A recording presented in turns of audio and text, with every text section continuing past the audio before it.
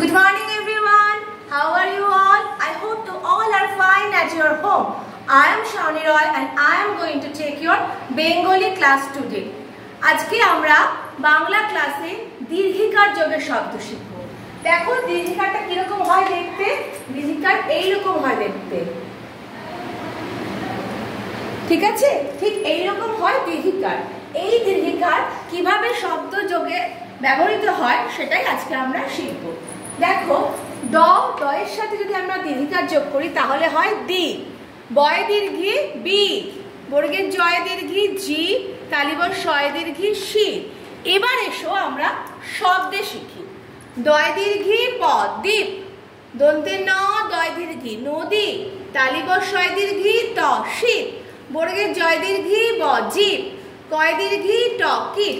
এইগুলো হলো দীর্ঘিকার যোগের দুই অক্ষরের শব্দ। এবার আমরা কিছু তিন অক্ষরের শব্দ পড়ে নিই। বর্গের জ, দন্তের ন, দন্তের নয় দীর্ঘি জননী। জননী মানে কি? মা। জননী মানে মা। তালিবর শয় দীর্ঘি তল শীতল, শীতল মানে ঠান্ডা।